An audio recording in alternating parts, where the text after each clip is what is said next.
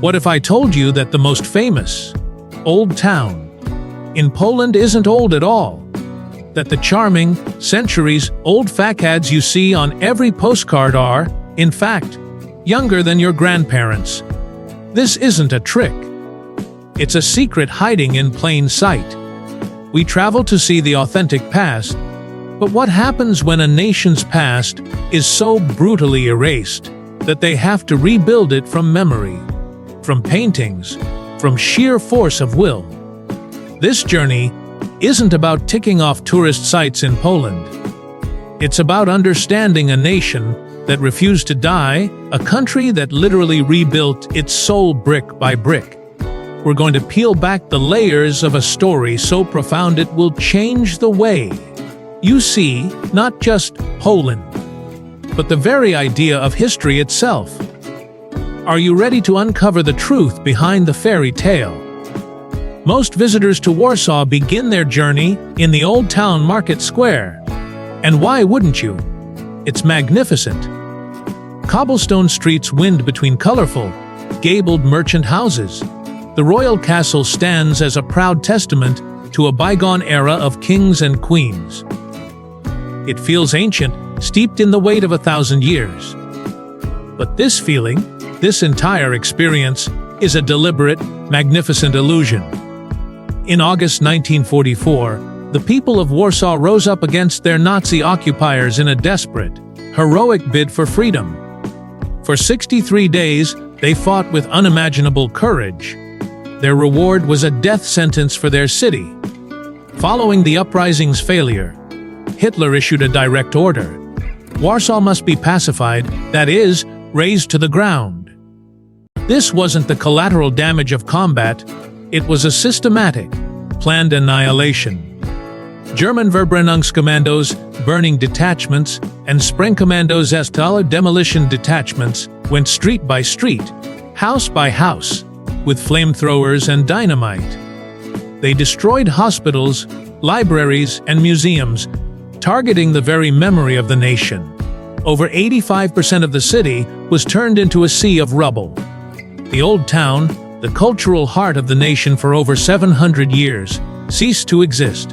When the war ended, the survivors returned to a ghost city, a landscape so cratered and unrecognizable it was dubbed the Warsaw Desert. International planners, including Dwight D.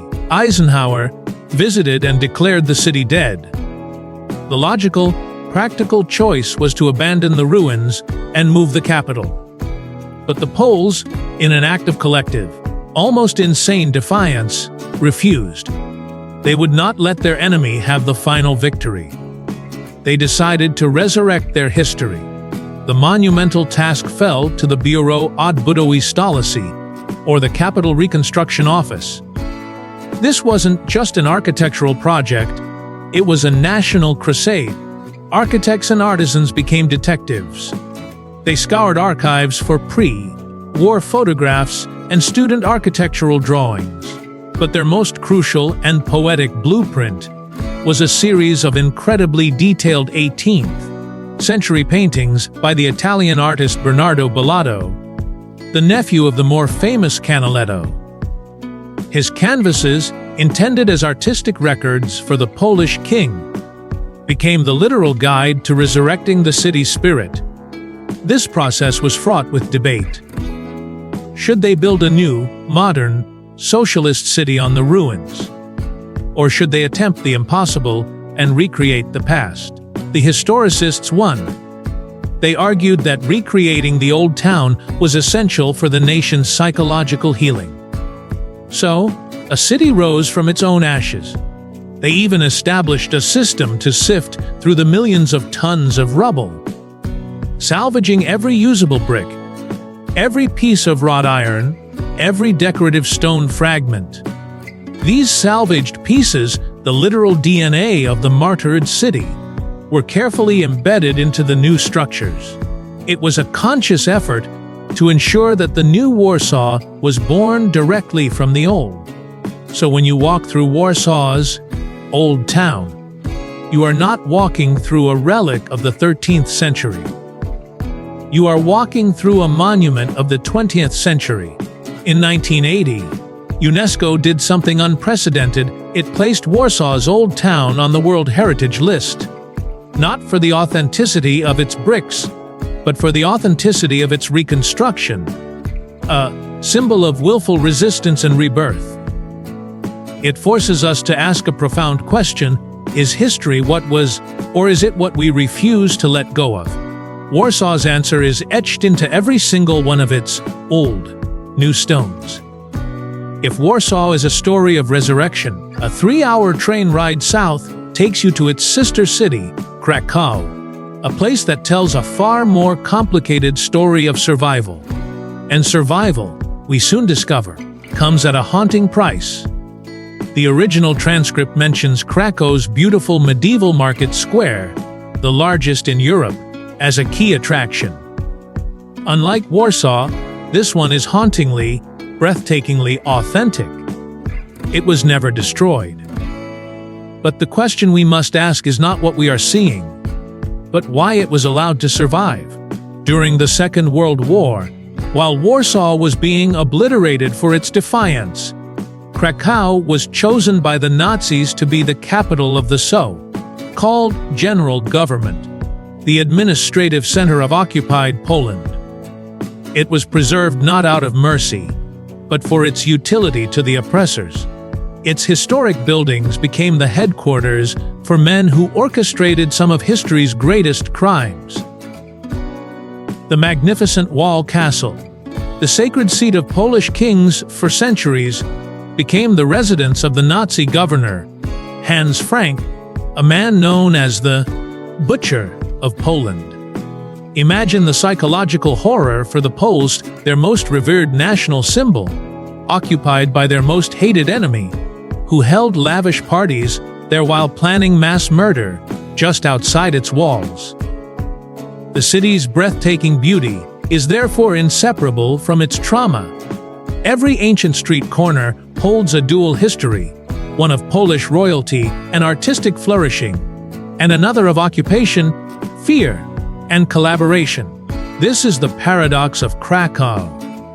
Its physical preservation meant it bore witness to the absolute depths of human cruelty. Nowhere is this more palpable than in the district of Kazimierz, the historic Jewish quarter. Before the war, it was a thriving, bustling center of Jewish life, a city within a city with over 65,000 Jewish citizens. By 1945, almost all were gone, murdered in the nearby concentration camps of Pyszow, overseen by the sadistic Commandant Amon Goth, and the infamous Auschwitz-Birkenau, just an hour's drive away. Today, Kazimierz is presented to tourists as a bohemian hub of quirky cafes, art galleries, and klezmer music festivals. It is, as the guides say, vibrant. But this vibrancy is a modern, and some argue, artificial layer painted over an almost unimaginable void. The filming of Steven Spielberg's Schindler's List here in the 1990s brought its history to global attention, but also commercialized its tragedy, sparking a wave of dark tourism. The restored synagogues often feel like museums, the Hebrew signs like props, and the klezmer music, once the soul of a living community, can sometimes feel like a performance for tourists. This raises uncomfortable questions about memory and commodification. Is this a genuine revival, or is it the festivalization of a dead culture? Visiting Kazimierz is not just about appreciating its charming revival. It's about listening for the silence, for the stories that the charming storefronts can never fully tell. To truly understand the Polish soul, you have to understand that the map of Poland you see today is a relatively new invention. The country's borders have been a fluid, bloody battleground for centuries, squeezed between the ambitions of German and Russian empires. But the most profound shift, one that still echoes in the national consciousness, happened after 1945 at the Yalta Conference. For centuries, the cultural heart of Poland beat, not just within its current borders, but far to the east, in a region known as the Kresy, or the borderlands. Cities that are now fundamentally part of other nations were once Polish cultural epicenters. Lwów, now Lviv in Ukraine, a city of poets and universities. Wilno, now Vilnius in Lithuania, home to the national poet Adam Mickiewicz, and Grodno, now in Belarus. This was a multi-ethnic, multi-religious world where Polish, Ukrainian, Jewish, Belarusian, and Lithuanian cultures intertwined, often peacefully, sometimes violently. At Yalta, the Allied leaders, Stalin, Roosevelt, and Churchill, redrew the map of Europe with broad strokes. Poland was physically picked up and shifted westward. It lost the Kresy to the Soviet Union and was compensated with former German territories in the west, Silesia, Pomerania, and parts of Prussia. This wasn't a simple border adjustment, it was a cataclysmic population exchange, one of the largest in human history. Millions of Poles were expelled from their ancestral homes in Lwów and Wilno and forced to move west. They were packed into cattle cars with a few belongings and resettled in German cities like Breslau, which was renamed Rock, or Danzig, which became Sk. Imagine their psychological disorientation. They arrived in alien cities, filled with German architecture, German street signs, and the ghosts of the German families who had just fled or been violently expelled themselves. This massive, forced migration is a foundational trauma of modern Poland. It explains the deep-seated mistrust of great powers meddling in the region's affairs. It explains a fierce, almost primal attachment to the concept of national sovereignty. And it explains why the stories of resilience, like the rebuilding of Warsaw, are so central to the national identity. When you have lost so much, what you manage to hold on to, or even recreate, becomes sacred. The Poland of today is one of the most ethnically homogeneous nations in Europe, a stark contrast to the diverse, multicultural republic that existed before the war. This homogeneity is not an ancient feature. It is a direct and brutal consequence of 20th century geopolitics. The end of World War II did not bring freedom to Poland. It merely swapped one form of tyranny for another. For the next 45 years, Poland lived behind the Iron Curtain, as a satellite state of the Soviet Union. The same communist government that orchestrated the heroic rebuilding of Warsaw also imposed a totalitarian regime that crushed dissent, censored art, nationalized the economy, and spied on its own citizens through the dreaded secret police, the Służba Bezpieczeństwa. It was an era of profound contradictions and absurdities. People waited in long lines for basic goods like toilet paper and meat, while official propaganda proclaimed the glories of the socialist paradise. Yet, the Polish spirit of resistance, the same spirit that fueled the Warsaw Uprising, did not die. It smoldered, finding refuge in the Catholic Church, which became a powerful bastion of opposition. The election of a Polish pope, John Paul II, in 1978 sent an electric shock through the nation. His pilgrimage to Poland in 1979, where millions defied the government to greet him, culminated in a historic sermon in Warsaw. He prayed, "Let your spirit descend and renew the face of the earth," the face of this land. For many, this was a spiritual call to action. 1 year later, in the shipyards of Gdańsk, that spirit burst into flame. An electrician with a prominent mustache, Lech Wałęsa, scaled a shipyard wall to join a strike. This protest grew into Solidarity, Solidarność, the first independent trade union in the Soviet bloc. It quickly became a nationwide social movement of 10 million people, nearly a third of the adult population, demanding freedom and human dignity. It was an unprecedented, peaceful revolution. The regime's response was brutal. In December 1981, they imposed martial law. Tanks rolled through the streets. Solidarity was outlawed, and thousands of its activists were imprisoned. But its spirit could not be extinguished. It went underground and, with persistent pressure, eventually forced the government to the negotiating table, leading to the first semi-free elections in the Soviet bloc in 1989. Solidarity's victory triggered a domino effect that led to the fall of the Berlin Wall and the collapse of communism across Europe. This history is the key to understanding the Poland of today. The original transcript highlighted the beautiful sprinter Natalia Kaczmarek, an Olympic medalist and ambassador for Mercedes-Benz. Her story is more than just one of athletic success. It's an allegory for Poland itself.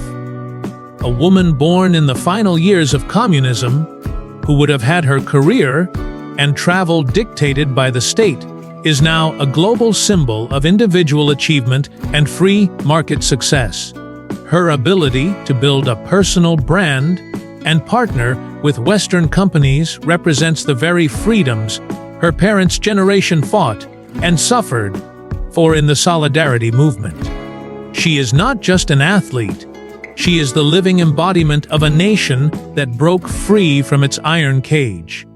To visit Poland today is to witness a country in the midst of a dramatic and often contentious reinvention. Having joined the European Union in 2004, its cities have been utterly transformed by EU funds and a dynamic capitalist economy. Warsaw, beyond its rebuilt Old Town, now boasts a skyline of gleaming skyscrapers that would rival any major Western capital. The creative energy is palpable from its world-class museums, like the Polen Museum of the History of Polish Jews, to its thriving culinary and tech scenes. Poland has become an economic success story, a powerhouse of Central Europe. But this rapid, pro-Western modernization exists alongside a deep-seated traditionalism and a powerful strain of conservative nationalism. Poland remains one of Europe's most devoutly Catholic countries, and this has led to intense culture wars. For years, the country has been politically polarized between two visions of itself. One that is liberal, secular, and fully integrated into the European mainstream, and another that is conservative, Catholic, and deeply skeptical of what it sees as foreign influence from Brussels or Berlin. This has led to major protests over issues like judicial independence and women's reproductive rights, making headlines around the world.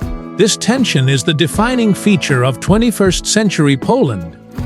It is a nation fiercely proud of its hard-won independence, wary of any perceived infringement on its sovereignty, whether from Moscow in the east or the EU in the west. The 2022 full-scale invasion of Ukraine reawakened old historical fears and thrust Poland into a new, critical role.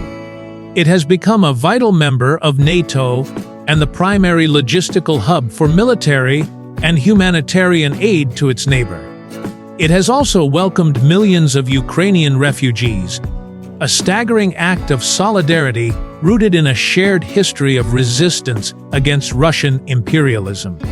When you sit at a cafe in Warsaw's Market Square, you are sitting at the epicenter of all these forces. The old buildings around you are a symbol of resilience against historical annihilation. The modern energy buzzing in the air is the fruit of a successful fight for freedom. The passionate debates you hear are those of a nation grappling with its past as it forges a deeply contested future. Poland is not a simple tourist destination. It is one of the most important, dynamic, and complex countries in the world today. It's a place that teaches you that the past is never truly past. It is the foundation upon which the present is constantly being built and rebuilt. Our journey through Poland reveals a truth far deeper than any travel guide can offer. We came looking for a country and found a testament to the human will. From the defiant reconstruction of Warsaw to the haunted survival of Krakow, from the lost heartlands of the East to the Gdańsk shipyards that changed the world, Poland is not just a place on a map. It's a living lesson that a nation's soul is not in its buildings, but in its memory and its relentless refusal to be forgotten. It reminds us that history is not something we just visit. It's something we must fight to remember, to understand, and to honor. What part of Poland's story of erasure and reinvention surprised you the most? Share your thoughts or questions in the comments below. If this story opened up a new perspective for you, please share this video with a fellow traveler who loves to explore beneath the surface of a destination. And for more deep dives into the world's most fascinating and misunderstood places, make sure to subscribe. Thank you for joining this journey. See you on the next exploration.